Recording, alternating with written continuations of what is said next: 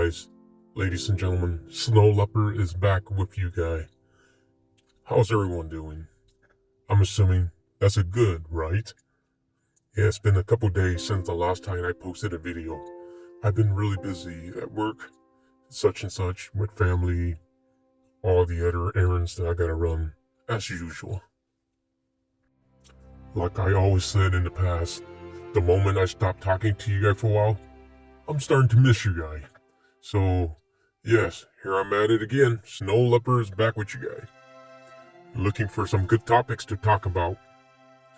As usual, if I have more time, I'll go ahead and talk more about it. If not, I'll try to stick with just one topics. Before I go on, just to give you guys a heads up that right now, it's about mid-May. And you notice that whatever you see in this video, it's about approximately 5:30 in the morning, 5:30 a.m. And the sun is pretty much on the horizon. The sun is rising right now. So pretty much I work overnight. So I go to work before the sunset and I come home after the sunrise. That's just me. It's kind of the opposite of what some of you guys do in the lower 48s. Well, Snow Leopard is here to chit chat with you guys. So without further ado, let's go ahead and get rolling. So today's topics, I want to talk about prostitution. Of course, I'm not talking about in the US. I'm talking about somewhere else in the third world country, especially Southeast Asia, because that's where me and my family are from. Everywhere you go in the world, it could be different for everyone else. I know that in the US, because prostitution is outlawed in most locations, there's only very few places in the US I know. It's mostly in Nevada. Some part of Nevada, it is still legal. So a lot of the girls that I know that do prostitution and stuff like that are usually independent contractor. So they do more for the money and not necessarily for survival, if you know what I'm trying to say. Because if you look at the third world country, and this is just coming from people that I know that go overseas and see, they saw all kinds of stuff, so they know what it's like. There's time, I'll use Thailand and Laos as a good example, but in Thailand, I'm not 100% sure if it's I know that brothel, I'm not sure that's 100% legal there, but I know that in Laos, the country of Laos, because it's a lot more poor, I would say, it is considered a third world country. From my understanding, a lot of them, they will be able to lie about their age because you still got to be 18 years old and older to be considered legally. So from my understanding, there are a lot of poor people. They will sell their kids, or not only that, their kid would choose to be a prostitute. Especially them girls that are underage to minor. We'll consider that minor. And I don't know if that's something that I want to talk about, but it's just something that I want to share with you guys. Now, a lot of time, there will even be minors that'll be working in a brothel. Whether the client know it or not, or the owner know it or not, that's none of my business, really. But just to let you know that some people do it for survival, especially in a third world country, versus somewhere else like in the US where it's actually for just extra money or to make a good living out of it.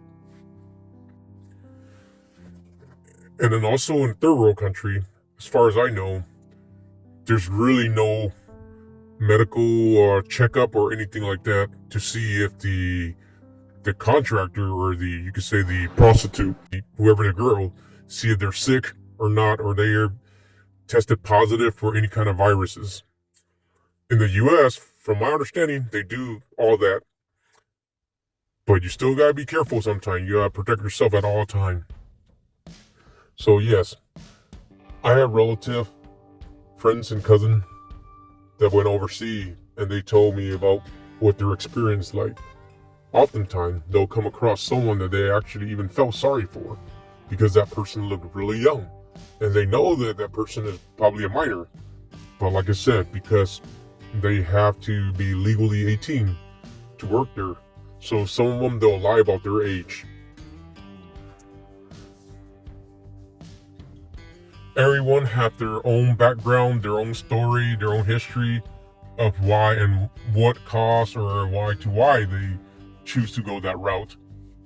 Like I said, oftentimes it's just because they were born to a poor family whose probably parent doesn't know any better or whatsoever. So recently we have a scammer. I call it a scammer because I know that this person is a scam artist regardless. Anyway, she was in the Hmong community, and this scammer, what she's been doing is that she's been dating other guys or whatnot in Laos. And she also supposedly she dated a senior guy over here in the US. An older gentleman, he's probably in his 60 up. And the girl, she's about 18 years old. From my understanding, she is about 18 years old. She's been scamming him a lot of money. Who knows over the course of the last couple of years how much he's been sending to her. But anyway, I think now that he's kind of starting to pick up a little bit and start to learn the truth that she's just trying to scam him out of his money. So what he's been doing lately is that he hasn't been sending her money. So she made a video of her getting a new boyfriend, trying to make the older gentleman in the US jealous. But apparently in the end it doesn't look like it's gonna work. So I guess the guy, probably the older guy, I hope he move on. But yeah, it sounds like he move on.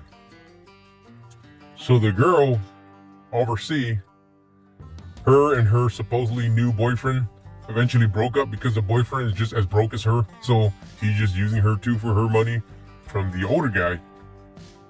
And apparently it just kind of backfired, so it didn't work out.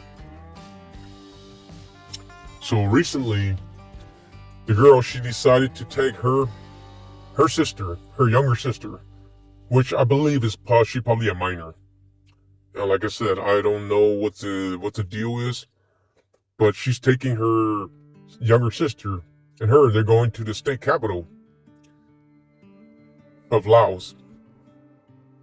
That kind of person she is, she doesn't really look like she have any kind of job experience or anything, because living condition is pretty harsh out there. So a lot of people are under the impression that them two girls will just go down there to the capital and become prostitute. There's really no other way. This is the easiest way to make money because they didn't have any friends or relative in the capital. So it's just very unfortunate that even in today's time, 2024, there's still a lot of people overseas that will still resort to this type of path. That is just very unfortunate that they'll have to do this. Life is too short. Whatever they choose to do, that's their business, not mine.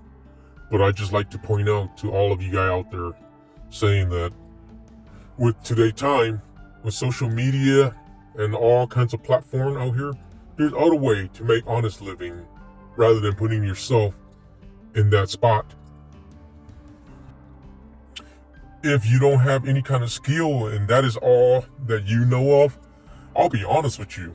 You can make a lot of money doing something like Onlyfans, if that's the kind of route you want to take anyway. Because at least Onlyfans, you have a good chance of having all kinds of clients or customer or audience, I should say. Yeah, audience from all around the world. And you're technically not really doing it with stranger, you know what I'm saying? So to you girls out there, I'm just saying, Snow Leopard just saying. I'm not saying this is the route you should take, but I'm just saying, again, that if you are going this route anyway, why not give something like OnlyFans a try? You'll be surprised how successful you can be by just knowing how to do that kind of stuff. You'll be very surprised. Yeah, stuff like OnlyFans or other type of platform, especially anything that relate to adult video, such and such, or even become a stripper just at your local bars, a stripper club, gentleman club. All of that do have their pros and they do come with their cons too. Just give you a heads up. The pros, yes, you can make a lot of money. That is one very pro. You can make a lot of money. But the con though, the con is that it does take a toll on you. Maybe not physically, but I'm almost guarantee you that mentally. Because I'm going to share you a short story that I have in my younger age where I visit a lot of like strip club, gentleman club pretty much.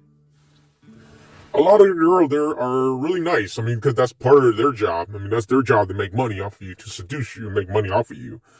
But I noticed that even on a very slow day, a slow night, I should say, even on a very slow night, sometimes some of the gal there that even though you've been going there quite often, so you're kind of like a regular there, some of them, they'll even know you by name now. But one thing I noticed though, that even they know you by name now, and if it's very slow, when you're there, you're just talking with them. Sometimes very slow, so you're just talking with them. And you might tip them a little bit, just for their time. You'll be tipping them just a little bit. Eventually, they will want to get away from you. They won't, unless you just keep tipping them. Yeah, they won't talk to you anymore. I mean, I understand they're there to make money, but at some point you gotta give the other person a break because that's what you want, right? You want for them to keep coming back and giving you money. That's the whole point.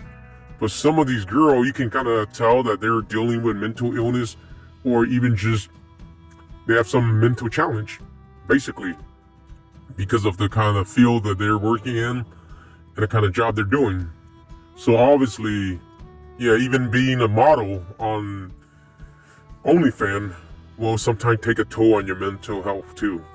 So we've seen where models that make millions, I mean, I'm talking millions of dollars, US dollar, end up going to jail or end up killing their boyfriend or doing drugs and stuff like that. So, yes, like I said, you can make a lot of money, but the problem is that it's just a lot of time in this kind of field, like the adult industry field, it's just not very sustainable, I should say. Yes, almost like you're being a YouTuber, but for a YouTuber, it does kind of take a toll on your mental health too sometime. Notice I say sometime, because depending on the content you're doing, if it's something you truly love, of course, I'm sure that that's no big deal. But it's when you're acting on YouTube, that you're doing something that your audience like, but you personally don't love to do, that's going to really take a toll on yourself.